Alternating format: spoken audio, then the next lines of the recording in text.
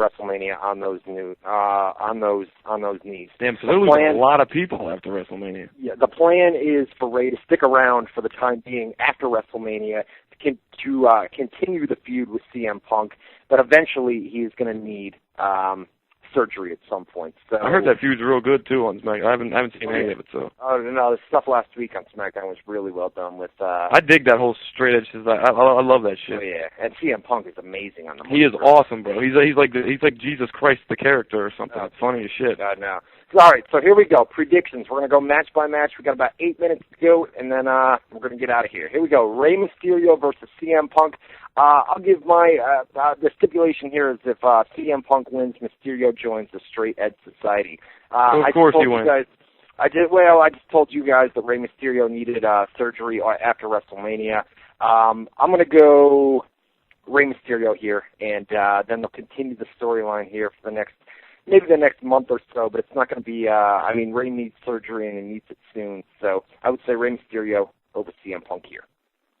I'm going to disagree. I'm going to say CM Punk wins, and Mysterio joins the Straight Edge Society. Now, I don't know. You know the backstage news shit better than me, so I didn't know about the whole surgeries and stuff like that. But and I don't know how it works with surgeries, and you can probably tell me more on this. But I could say one thing they could do is, since they're losing so many goddamn people after WrestleMania, and they asked them to stick around a little bit, right? You said I'm going on what you said on that one. So let's say, okay, have him join the Straight Edge Society. In the angle, they could work it where he doesn't wrestle. Like CM Punk says, you're not pure enough yet. You're not straight edge enough to get into the ring, and blah blah. Like it'll keep him on TV, but out of the ring, so he wouldn't be fucking his knees up anymore. So that. But either way, the whole gimmick where he loses, he's got to join the Straight Edge Society. Why wouldn't they do it? They would have to do it, I would think. And it's almost like just Plan B. The kid can't do it, so let's have Mysterio join the Straight Edge Society instead. We've got some very impatient fuckers in the chat room. What's the big rush? You know what I mean? What are they worried about? Next, come on, move along. What's the big rush? What do you got? You got something to do? You know what I mean? Jesus. Oh, I'm not in there. I didn't. All right, well, let's roll. Yeah, I say CM Punk. All right, so CM Punk. It's not like they have anything to do. Jesus, man. Get on a nice little roll too. That's all. Not bad. I think this show's pretty good, to be honest with you, man. Rey Mysterio. So I got Rey Mysterio. You got CM Punk. We've got next match, Randy Orton against Cody Rhodes against Ted DiBiase. This is a tough one to call, but I would say Ted DiBiase is their guy right now, and he's the guy that they want to push, and so I'm going to go him. That's my prediction here. I got to say Randy Orton. I think the way the storyline went, he's just got to get the revenge there. So. All right.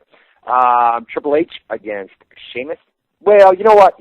Let me change that, because Randy Orton, as you said, the way the storyline has gone, Randy Orton, I think you could turn him into a massive face. But see, that's not fair. If you went after me, I wouldn't have known. But you went before me, and you already made your prediction. Now you're changing it because it's not right. That's not fair. No. All right, fuck it. I'll stay with Ted DiBiase. There you go. Randy Orton has definitely has a shot, because you can turn him into a massive face following. They have to, man. They got to at least try. Or they're never going to get it done. Next match, Triple H against Sheamus. Now this one I'm not sure about, because obvious answer is Triple H wins, but I could see Triple H giving that fucker a win at WrestleMania. Right. It's the same way the storyline was built with that too. Like, Sheamus, this is the guy, he didn't care about the title, he just wanted Triple H at WrestleMania, and they're trying to push the fucking guy, so beating him is not going to help anything. Look, it would keep the program going, I guess, but... Right. Well, here's the deal. We all know that Triple H, for those that don't know, Triple H and Sheamus are training partners on the road, work out in the ring before, televised events and at house shows as well. So Triple H is basically taking Sheamus under his wing, and they're force-feeding him down our throats. I feel that, it's WrestleMania. He's starting to work a little bit, too, by the way.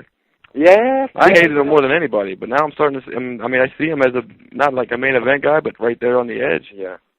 I've got to say, Sheamus is, he's on a roll right now, and I just believe that it's Triple H, it's WrestleMania. I say Triple H here. And the other logic that you could look at is Triple H, this is kind of a who gives a shit match. So he could be like, all right, I'll job this one out. Then next year when I'm in the world title match, hey, wait a minute, I jobbed last year at WrestleMania. I got to win this year. I can't lose 2 in a row. Boy, that's a good point, too, man. That's a good point. Yeah, I don't know. I haven't made an official prediction. I'll just say Sheamus. Fuck it. To put Sheamus over on WrestleMania, it seems like the smart move, but you've also got Triple H. And the obvious move, is just Triple H wins, but I don't know. Right. I'll just say Sheamus to be difficult. All right. All right. So here we go. Then we've got a tag team title match for the unified WWE tag team titles. We've got The Miz and The Big Show against John Morrison and R-Truth. I would say this one's fairly easy to call. John Morrison and R-Truth. Unless Morrison gets himself into some trouble, man, because he's done some interviews where basically, and he's not, I mean, it's not in-character interviews because Morrison is a face right now. Uh-oh. Yeah.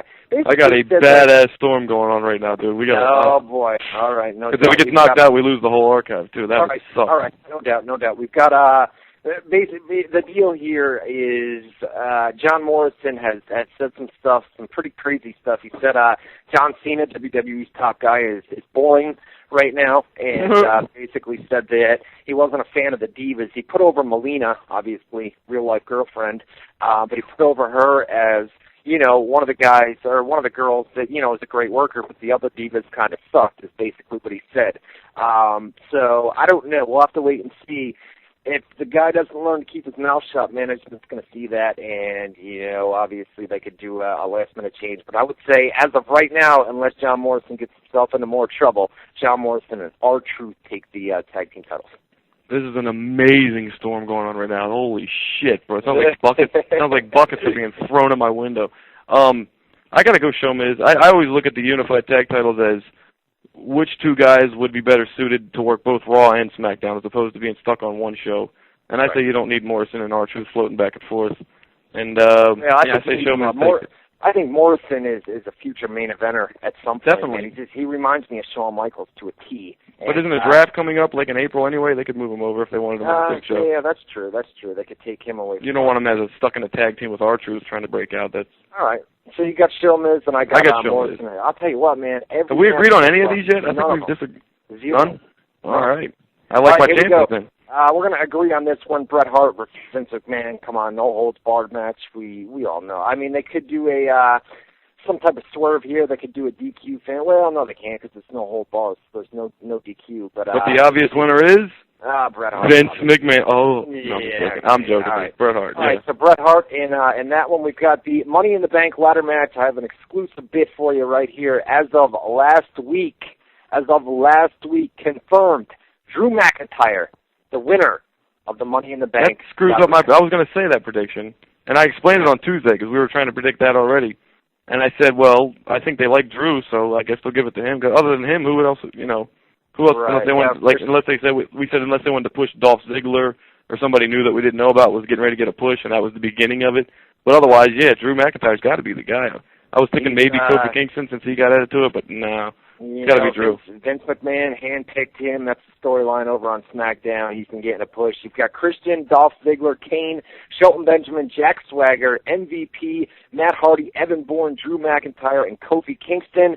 As of last week, the confirmed plan was for Drew McIntyre to win Money in the Bank. A close second would have been Christian if I had to pick a second guy. But as of now, confirmed plans, Drew McIntyre. Things could change, obviously. That was the current plan as of last week. The Undertaker. I hope Christian wins it. I think he should, but yeah, I got Drew McIntyre. That